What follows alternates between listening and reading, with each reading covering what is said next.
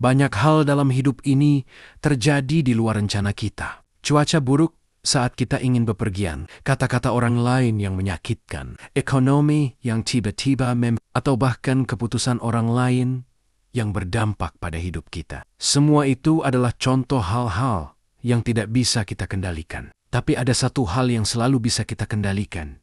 Bagaimana kita meresponsnya. Kita seringkali terjebak dalam kebiasaan bereaksi secara otomatis saat sesuatu yang tidak kita harapkan terjadi. Kita langsung marah, kecewa, atau merasa menjadi korban keadaan.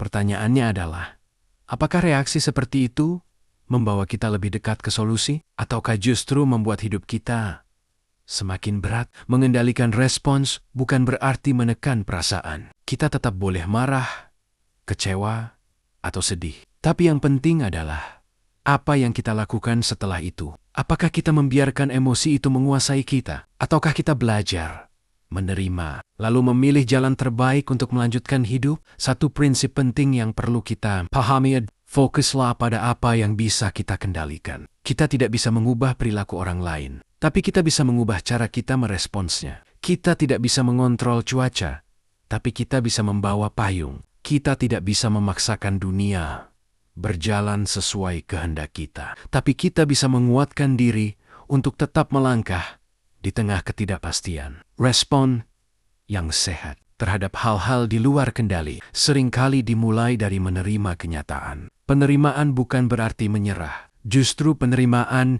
adalah titik awal untuk menyusun strategi baru. Saat kita tidak menghabiskan energi untuk melawan realita, kita bisa menggunakannya untuk beradaptasi dan mencari peluang. Kita juga bisa belajar membangun mentalitas tangguh atau yang sering disebut sebagai resiliensi.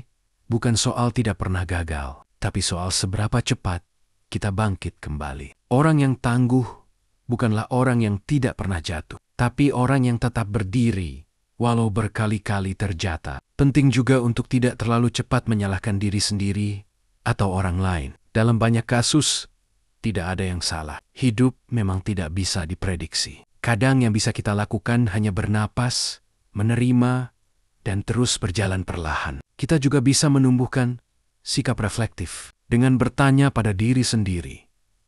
Apa pelajaran dari kejadian ini? Apa yang bisa saya ubah ke depan? Dengan cara ini, kita tidak hanya menjadi korban keadaan, tapi juga pembelajar kehidupan. Terakhir, kita perlu menyadari bahwa kedamaian bukan datang dari kendali penuh atas, tapi dari kemampuan untuk tetap tenang. Ketika